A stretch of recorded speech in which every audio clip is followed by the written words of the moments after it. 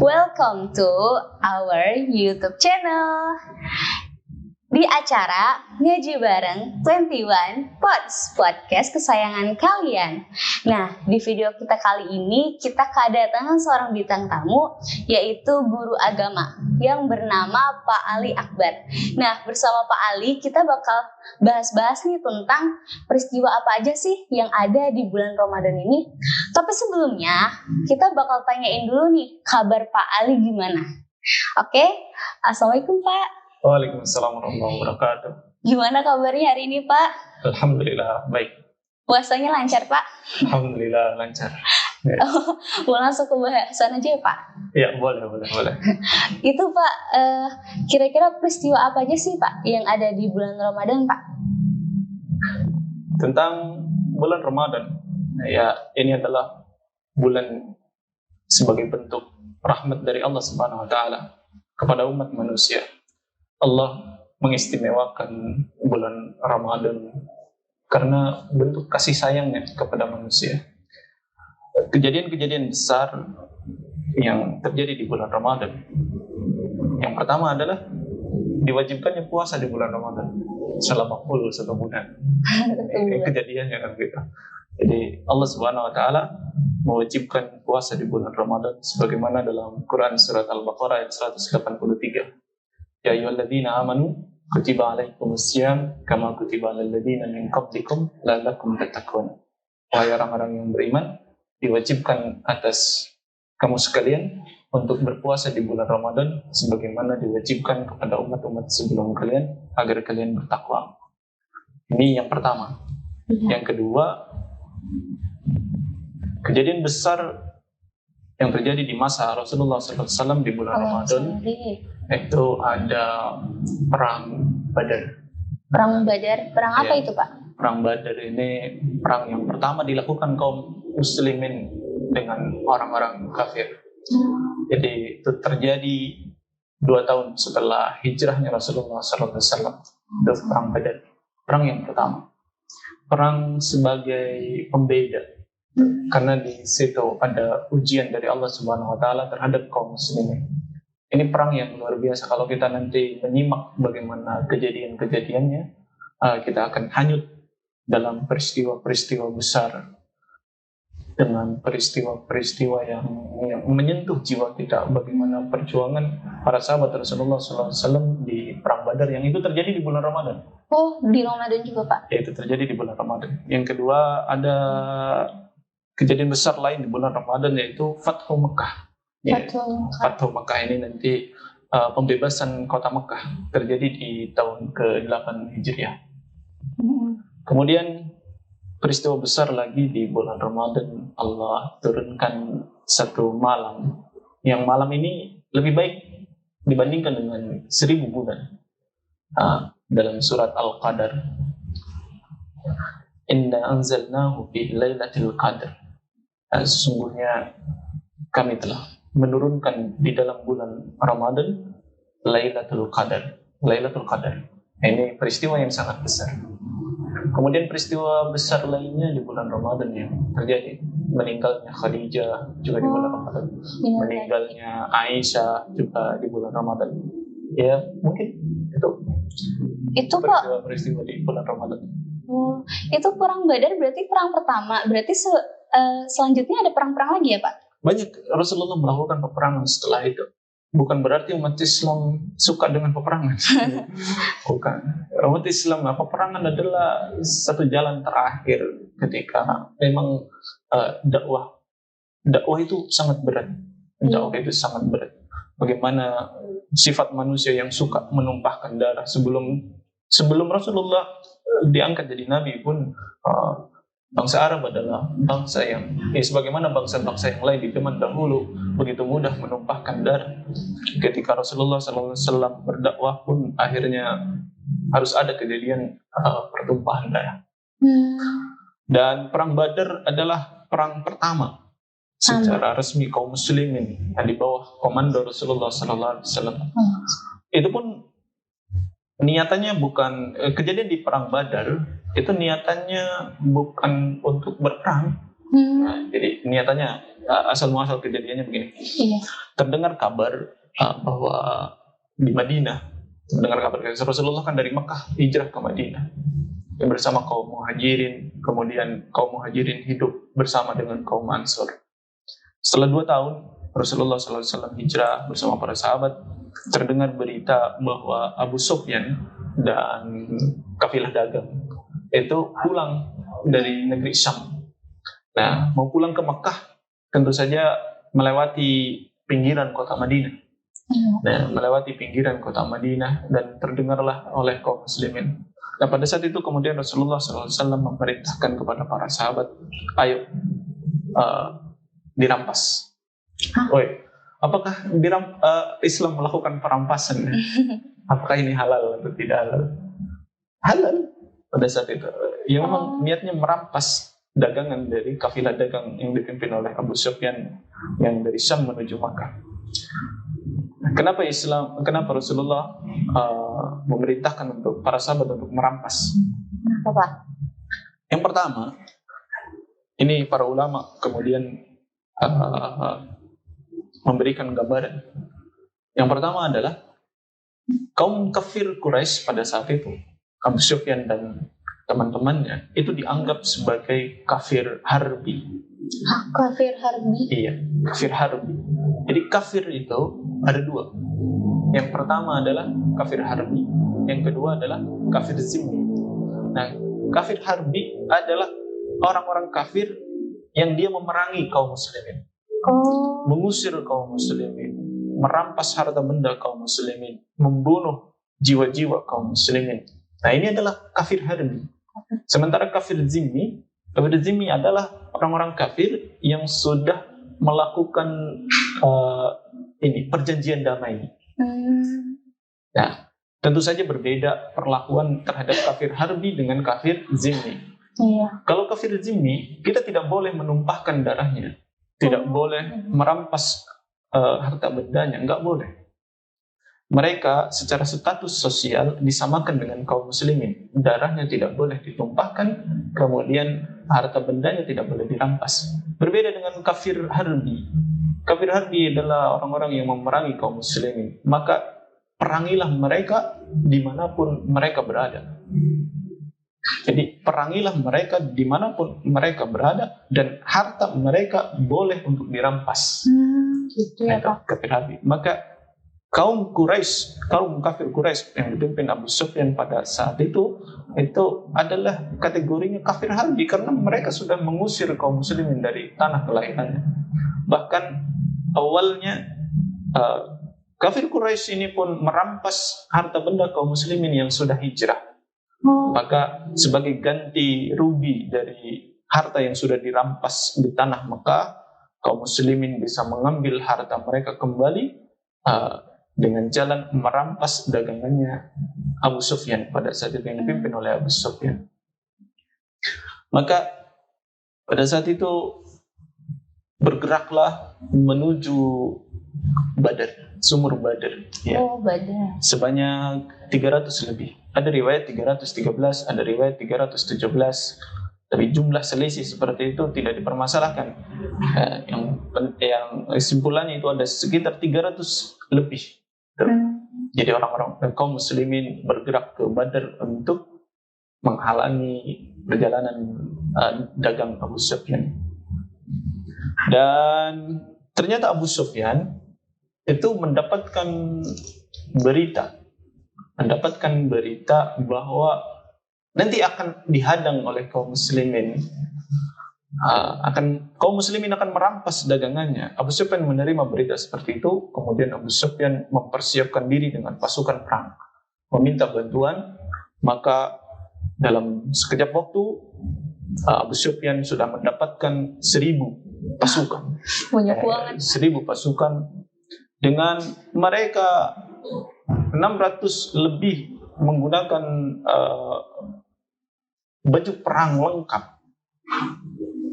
Baju perang lengkap dengan kuda yang jumlahnya banyak, kemudian jumlah unta mereka banyak, karena mereka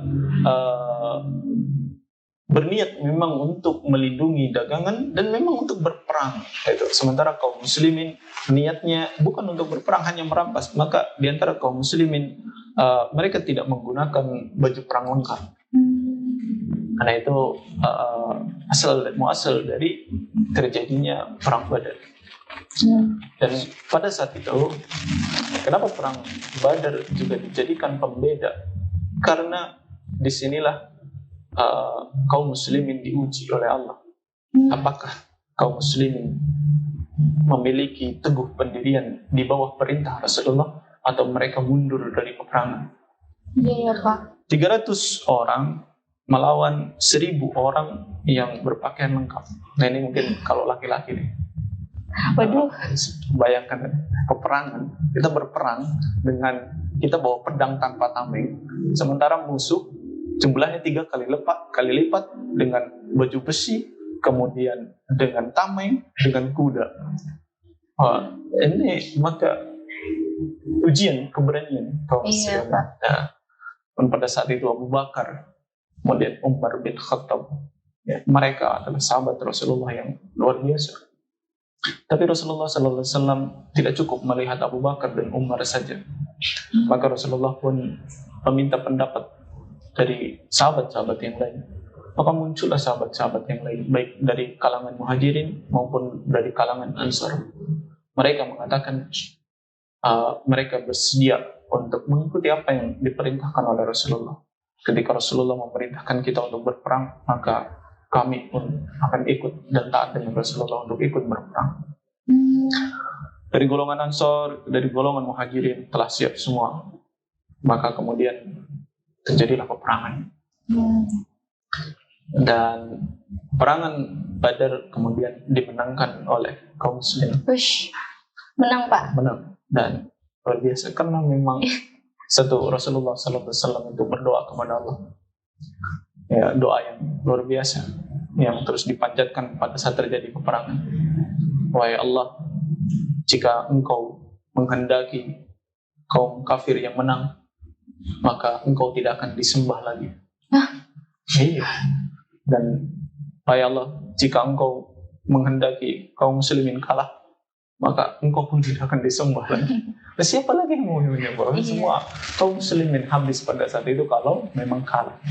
Ya, doa tersebut terus dipanjatkan oleh Rasulullah SAW dan Allah memberikan bantuan. Ya, ada mukjizat-mukjizat. Mukjizat pada saat itu adalah Rasulullah melemparkan pasir dengan tangannya, maka pasir itu menerpa mata-mata kaum kafir saja.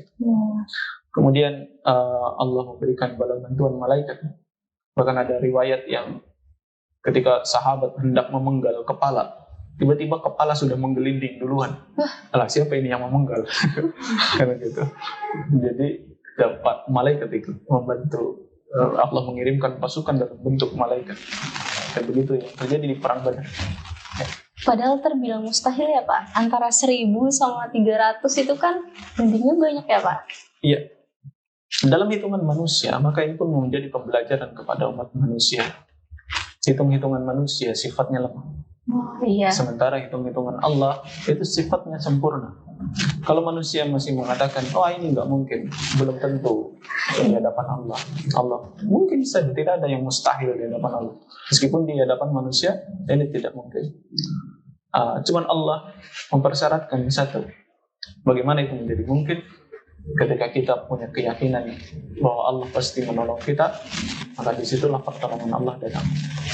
Andaikan kaum muslimin pun tidak punya keyakinan seperti itu, maka Allah tidak akan menolong.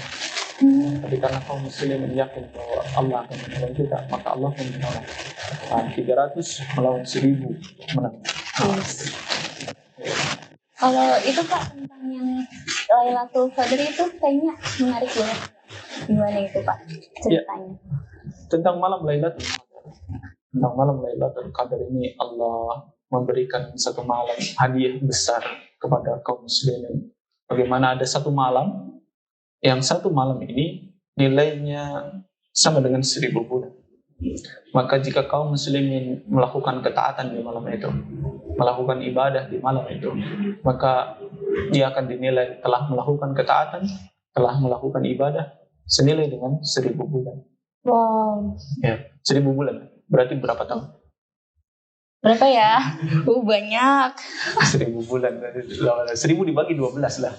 Ya, kalau jadi 80, 8 kali 12, 96. 83 ya, lebih lah. 83 lah.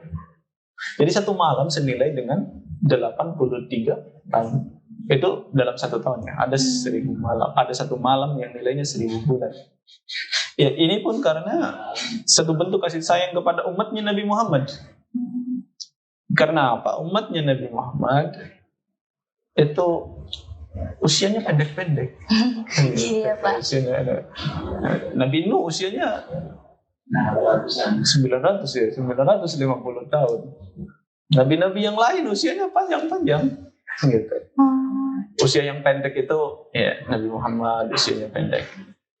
Nabi Isa sebelum diangkat usianya pendek 33 tahun ini Nabi Isa alaihissalam diangkat oleh Allah. Nabi Muhammad termasuk usianya pendek. Dan Allah memang Allah ini melebihkan umatnya Nabi Muhammad sehingga diberikanlah satu faidah, satu hikmah yaitu malam Lailatul Qadar. Itu kira-kira kapan, Pak? Ada perkiraan nggak, Pak? Malam Lailatul Qadar ini tidak disebutkan secara langsung malam terjadinya malam keberapa. Rahasia gitu ya, Pak? Terjadinya malam keberapa. Ya mungkin hikmahnya adalah agar manusia dia tidak fokus. Maksudnya dia terlena atau dia santai-santai saja di malam sebelumnya. Kemudian nanti kalau misalnya ditetapkan misal ditetapkan malam ke-27. Maka selain malam-malam itu santai, nongkrong, nanti malam ke-27 barulah sholat semalaman suntuk. Gitu. Itu kalau ditentukan waktunya. Tapi karena Allah membuatkan satu rahasia, artinya yang pasti terjadi di malam, di dalam satu bulan Ramadan itu pasti ada malam Lailatul Qadar. Dan itu dirahasiakan waktunya. Apakah di malam 10 malam terakhir? Ya, ada riwayat memang yang mengatakan 10 malam terakhir. Tapi ada juga riwayat yang mengatakan sejak hari pertama. Gitu. Ada riwayat yang mengatakan di malam-malam ganjil. Ada riwayat yang mengatakan di malam ke-29 atau di malam ke-27. Allah alam. Tapi hikmah dari Allah merahasiakan. Ya memang tanda-tandanya bisa jadi akan terasa oleh orang-orang yang betul-betul tulus kepada Allah, orang-orang soleh. Tanda-tandanya bisa akan terjadi, akan terasa. Oh iya. Ya, tapi itu pun hanya maksudnya ya tidak setiap orang merasakan ini malam Lailatul Qadar. Tidak setiap orang seperti itu. Jadi orang yang istiqomah aja ya, Pak ya.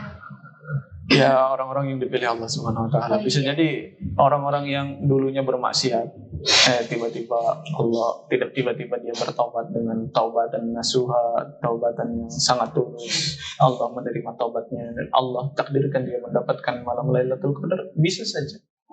Ya. Apakah para pendosa bisa mendapatkan malam Lailatul Qadar? Bisa. Sangat bisa. Iya, sangat bisa. Kalau Allah takdirkan hatinya kemudian menjadi lembut, Allah takdirkan dia mendapatkan hidayah, maka dia bertobat, kemudian dia mendapatkan malam Lailatul Qadar. Gitu ya, Pak ya. Malamnya benar-benar istimewa banget ya, Pak ya. Ya, malam itu adalah malam yang istimewa. Oh iya, Pak. Kira-kira ya, Pak, tentang yang tadi peristiwa yang kita ambil ya, Pak ya, peristiwa yang tadi kita dengerin ya, Pak, itu kira-kira pesan di dalamnya itu sebenarnya ada apa sih, Pak? Ya, ada pesan-pesan yang kita bisa ambil hikmahnya dari kejadian-kejadian di bulan Ramadan ini, seperti perang Badar, Fathul Makkah, kemudian malam Lailatul Qadar. Yang pertama, keyakinan kita semakin mantap bahwa Allah Subhanahu Wa Taala Maha Pengasih dan Maha Penyayang. Ini keyakinan seperti ini harus dibangun terus menerus bahwa Allah Subhanahu Wa Taala betul-betul sangat menyayangi kaum muslimin. Allah Subhanahu wa taala sangat menyayangi orang-orang yang beriman. Yang menyebabkan nanti ketika keyakinan itu muncul, maka muncullah dalam kehidupan kaum muslimin untuk selalu optimis. Ya, nggak boleh mengeluh. Allah Subhanahu wa taala sayang dengan kita. Allah Subhanahu wa taala membersamai kita. Jadi ketika kaum muslimin dalam kehidupannya terasa berat, dengan ujian-ujian hidupnya yang terasa berat, dengan menghadapi sihir-sihir dunia, ya, karena dunia ini sejatinya adalah banyak sihirnya gitu ya. Banyak sihir, banyak ujiannya gitu ya, yang menyebabkan kemudian hati menjadi berat, kemudian terasa sempit itu. Dengan seperti ini kita belajar dengan perjuangan para sahabat di perang Badar, dengan janji Allah, Fathul Makkah, dan Lailatul Qadar, ya, mengembalikan optimis kita dalam kehidupan dan meyakini bahwa Allah Subhanahu wa taala Maha Pengasih dan Maha Penyayang. Di samping itu, Allah Subhanahu wa taala juga Maha Pengampun. Sebanyak apapun dosa kita, ketika kita merasa bahwa telah melakukan dosa, kemudian meminta ampun kepada Allah Subhanahu wa taala, maka bulan Ramadan adalah bulan yang ketika seseorang minta ampunan, Allah pasti memberikan ampun. Ya, sebanyak apapun dosa kita, sebanyak buih di lautan, atau setinggi gunung, atau bahkan seluas langit, ketika kita meminta pertolongan, minta ampun kepada Allah Subhanahu wa taala, maka pasti Allah akan mengampuni kita. Ya. Makasih banyak ya Pak udah sharing-sharing bareng kami tentang peristiwa-peristiwa ya Pak. Intinya kayak banyak banget peristiwa di bulan Ramadan ini ya Pak yang bisa kita jadiin teladan. Betul. Ya, makasih banyak ya Pak udah sharing-sharing bareng kami. Itu aja teman-teman, jangan lupa like, comment, dan subscribe ya, dan tonton terus Ngaji Bareng 21 Pods. Goodbye.